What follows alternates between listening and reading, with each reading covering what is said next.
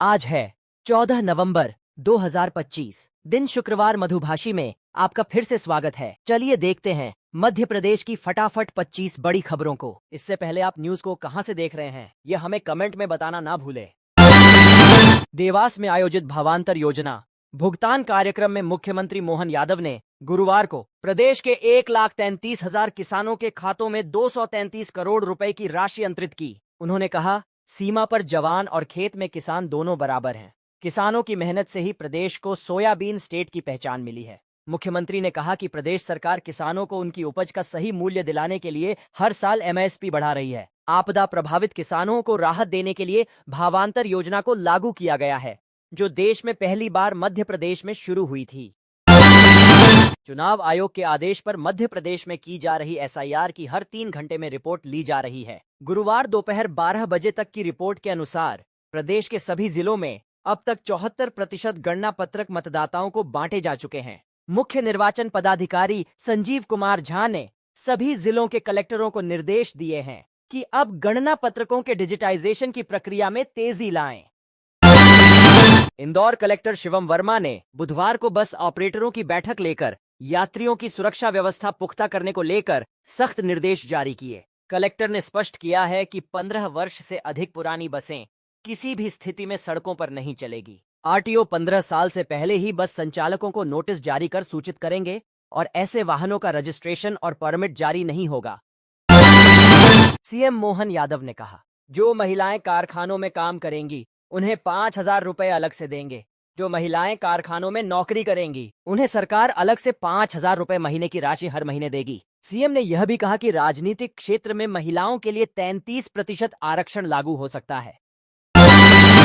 पहाड़ी राज्य हिमाचल प्रदेश, उत्तराखंड और जम्मू कश्मीर में बर्फबारी होने की वजह से मध्य प्रदेश ठिठुर रहा है। अनूपपुर और बालाघाट में पिछले 2 दिन से कोल्ड डे की स्थिति है।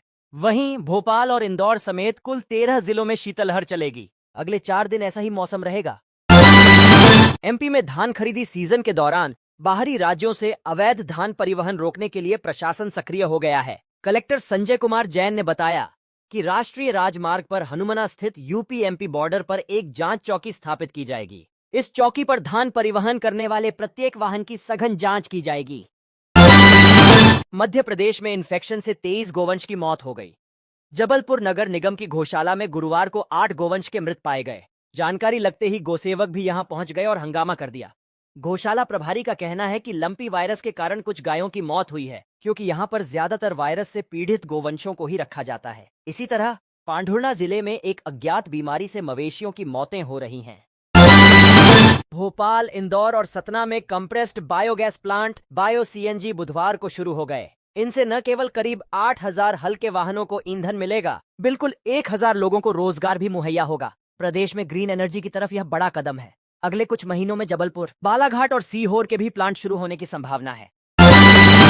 मध्य प्रदेश में निगम मंडल और प्राधिकरणों में राजनीतिक नियुक्तियों का रास्ता अब लगभग साफ हो गया है। बीजेपी के एक पद फॉर्मूले पर केंद्रीय नेतृत्व ने सैद्धांतिक सहमति दे दी है, जिसके बाद सत्ता के गलियारों में हलचल तेज हो गई है। सूत्रों के अनुसार बिहार विधानसभा चुनाव के बाद सिलसिलेवार तरीके से निगम मंडलों में नियुक्तियों की प्रोसेस शुरू कर दी जाएगी।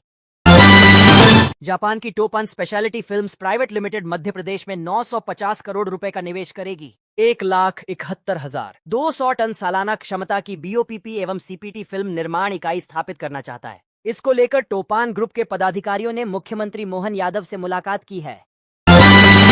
राजधानी भोपाल की सुरक्षा व्यवस्था एक बार फिर सवालों के घेरे में है। मंगलवार रात शहर के पॉश इलाके में उप मुख्यमंत्री राजेंद्र शुक्ला के पीए से मोबाइल लूट की वारदात ने यह साफ कर दिया कि भोपाल में अब वीआईपी भी सुरक्षित नहीं है। हैरानी की बात यह है कि जिस जगह यह वारदात हुई वहां से कुछ ही दूरी पर जेपी अस्पताल है और उसके मुख्य द्वार पर भी कोई सीसीटीवी कैमरा नहीं लगा है। प्रदेश के विधायकों और पूर्व विधायकों के वेतन भत्ते और पेंशन में बढ़ोतरी को लेकर राज्य शासन द्वारा बनाई गई समिति ने प्रस्ताव तैयार कर लिया है। इस प्रस्ताव को वेतन, भत्ते, पेंशन संबंधी समिति की अगली बैठक में मंजूरी दी जाएगी। यह बैठक 30 नवंबर के पहले होगी। समिति ने महाराष्ट्र, गुजरात और छत्तीसगढ़ के विधायकों और पूर्व विधायकों को मिलने वाले वेतन, भत्ते और पेंशन का अध्ययन किया है। मुख्यमंत्री मोहन यादव ने गुरुवार को इंदौर के ब्रिलियंट कन्वेंशन सेंटर में आयोजित Madhya Pradesh take growth conclave 2.0 में शिरकत की। मुख्यमंत्री मोहन यादव ने कहा कि देश के कई राज्यों की तुलना में मध्य प्रदेश सौभाग्यशाली प्रदेश है। राज्य सरकार ने टेक्नोलॉजी आधारित विकास की दिशा में कदम बढ़ाते हुए सेना के साथ MOU किया है। रतलाम में प्रदेश कांग्रेस अध्यक्ष जीतू पटवारी ने मुख्यमंत्री मोहन यादव के पंचायत सचिव और सहायकों पर दिए बयान पर पलटवार किया है। पटवारी ने कहा, ग्राम पंचायत सचिव और सहायक अभी कुछ नहीं बोल रहे हैं, लेकिन 25,000 ग्राम पंचायतों में 50 से 70,000 लोग हैं। चुनाव आने दो, इन्हें हिला देंगे। उन्होंने कहा कि मुख्यमंत्री प्रदेश के गौरव हैं, उन्हें अपनी भाषा पर नियंत्रण रखना चाहिए। सागर नगर निगम ने शहर में जलकर बढ़ाने का आदेश जारी कर दिया है। नई दरें 1 नवंबर से लागू हो गई हैं। अब सामान्य वर्ग के घरेलू कनेक्शन के लिए 200 रुपए प्रतिमाह देना होगा। यह आदेश नगर निगम आयुक्त राजकुमार खत्री ने जारी किया है। यह फैसला 27 सितंबर को हुई निगम परिषद की साधारण बैठक में लिया गया था, जिसे अब प्रभावशील कर दिया गया है। ग्वालियर में बांग्लादेशी नागरिक लगातार पकड़े जा रहे हैं। अब एक महिला को पकड़ा गया है जो बांग्लादेशी नागरिक है। उसके पास से फर्जी आधार कार्ड और पैन कार्ड मिला है, जिस पर अंजलि चौधरी लिखा है। पुलिस अब आधार कार्ड की जांच भी कर रही है। पुलिस का कहना है कि आधार कार्ड फर्जी हो सकता है। वह यहां अंजलि चौधरी के नाम से रहकर एक स्पा सेंटर में काम करती थी। भोपाल के करीब 50 साल पुराने केरवा डैम का नया फुटब्रिज स्लैब 5 करोड़ रुपए में बारिश से पहले बनेगा। हर महीने जल संसाधन मंत्री तुलसी सिलावट को रिपोर्ट देना होगी। एक सप्ताह में काम की शुरुआत कर दी जाएगी। गुरुवार को विभाग के अधिकारी क्षतिग्रस्त हिस्से का फिर निरीक्षण करने पहुंचे। गुना में 3000 बीघा वन भूमि से अतिक्रमण हटाने के लिए वन विभाग की टीम तैयार थी। 60 JCB में डीजल भरवा लिया गया था। 100 से ज्यादा कर्मचारी ड्यूटी पर तैनात थे, लेकिन कार्रवाई शुरू होने से पहले ही मंत्री का DFO को फोन आया और टीम को लौटने के आदेश दे दिए गए। ये पूरा मामला गुरुवार को सामने आया है। सूत्रों की माने तो इस कार्रवाई की भनक अतिक्रमण करने वालों को लग गई थी। इसके बाद मंत्री से बात की गई। इसके बाद एक फोन DFO के पास आया और कार्रवाई रोक दी गई। कमिश्नर मेट्रो रेल सेफ्टी की टीम भोपाल आ गई है। टीम में मेट्रो कमिश्नर नीलाभ्र सेन गुप्ता भी मौजूद हैं। शुक्रवार को ट्रैक और स्टेशनों को देखेंगे। सब कुछ ठीक होने पर टीम अपनी ओके रिपोर्ट देगी।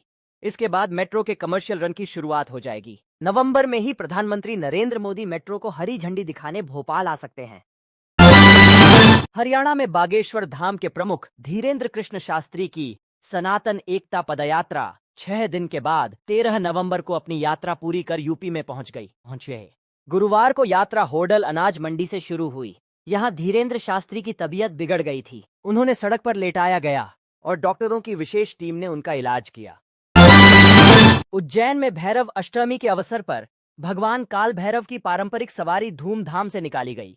कलेक्टर रोशन सिंह ने भगवान का पूजन किया, जिसके बाद शाम 4 बजे प्रसिद्ध काल भैरव मंदिर से सवारी की शुरुआत हुई। इससे पहले मंदिर में भगवान काल भैरव की पालकी का पूजन कर पुलिस जवानों ने भगवान को गार्ड ऑफ ऑनर दिया।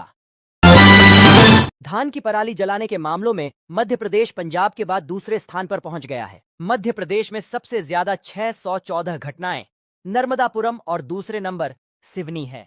भोपाल में भी अब तक पराली जलाने की 30 घटनाएं सामने आ चुकी हैं। विशेषज्ञों के अनुसार यह देर से फसल कटाई का संकेत है। राज्य में कटाई अक्टूबर के अंत से नवंबर तक चलती है। भारतीय रेलवे में सरकारी नौकरी पाने का सुनहरा मौका है। रेलवे ने अलग अलग 8000 से ज्यादा पदों पर भर्ती निकाली है। आवेदन की प्रक्रिया शुरू हो गई है और लास्ट डेट 30 नवंबर है। इच्छुक व योग्य उम्मीदवार ऑफिशियल वेबसाइट पर जाकर आवेदन कर सकते हैं। भोपाल के ईंटखेड़ी में 14 से 17 नवंबर तक आयोजित होने वाले आलमी तबलीगी इज्तिमा के दौरान शहर में यातायात व्यवस्था प्रभावित रहेगी। लाखों धर्मावलंबियों के आने की संभावना को देखते हुए भोपाल ट्रैफिक पुलिस ने विशेष ट्रैफिक प्लान जारी किया है। आयोजन के अंतिम दिन यानी 17 नवंबर की सुबह दुआ की नमाज के समय पुराने शहर से इज्तिमा स्थल की ओर जाने वाले मार्गों पर भारी भीड़ और जाम की स्थिति रहेगी। आखिरकार पूर्व मंत्री और जबलपुर से विधायक लखन घनघोरिया के बेटे यश घनघोरिया को मध्य प्रदेश युवक कांग्रेस का प्रदेश अध्यक्ष नियुक्त कर दिया गया है। अध्यक्ष की दौड़ में दूसरे नंबर पर रहे अभिषेक परमार वरिष्ठ उपाध्यक्ष बनाए गए हैं। तीसरे नंबर पर रहे देवेंद्र सिंह को प्रदेश उपाध्यक्ष बनाया गया है।